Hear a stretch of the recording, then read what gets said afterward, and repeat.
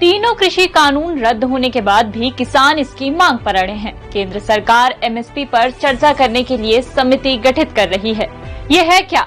इसे कैलकुलेट कैसे करते हैं? किसानों की मांग क्या है? सभी सवालों के जवाब इस एक्सप्लेनर में।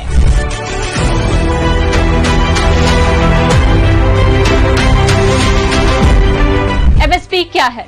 फसलों की एक न्यूनतम कीमत तय होती है, इसी को एमएसपी यानी मिनिमम सपोर्ट प्राइस कहा जाता है। इससे होता यह है कि अगर बाजार में फसल की कीमत कम भी हो जाती है तो सरकार किसान को एमएसपी के हिसाब से ही फसल की कीमत देगी। अगर ये बहुत टेक्निकल भाषा लग रही है तो आसान भाषा में समझ लीजिए।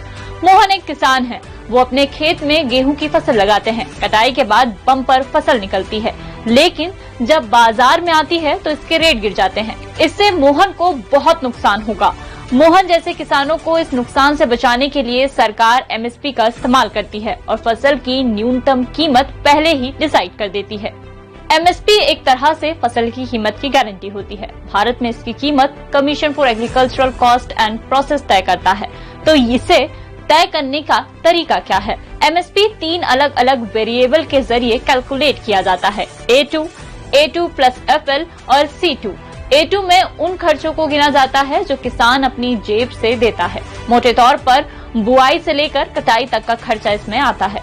A2 प्लस FL में बुआई से लेकर कटाई तक के सारे खर्च के साथ फैमिली लेबर को भी जोड़ा जाता है। फैमिली लेबर यानी किसान के परिवार के सदस्यों ने खेती में जो कामकाज किया उसकी मजदूरी। हमारे यहाँ सरकार इसी फॉर्मूले को यूज करती है। C2 में बुआई से लेकर कटाई तक के खर्च के साथ ही जमीन का किराया और उस पर ब्याज को शामिल किया जाता है। सरकार अनाज, दलहन, तिलहन और बाकी फसलों पर एमएसपी देती है। अनाज वाली फसलों में धान, गेहूं, बाजरा, मक्का, ज्वार, रागी और जौ शामिल है। दलहन वाली फसलों में चना, अरहर, मूंग, उड़द, मसूर। तिलहन में मूंग, सोयाबीन, सरसों, सूरजमुखी, तिल, काला तिल शामिल है।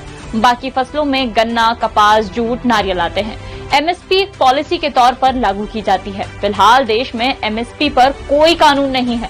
मतलब सरकार चाहे तो एमएसपी दे और चाहे तो ना दे। किसान मांग कर रहे हैं कि उन्हें एमएसपी C2 प्लस FL फॉर्मूले पर दी जाए और सरकार एमएसपी से कम कीमत पर फसल की खरीदी को अपराध घोषित करे। एमएसपी पर सरकारी खरीद लागू रहे, साथ ही दूसरी फसलों को भी एमएसपी के दायरे में लाया जाए।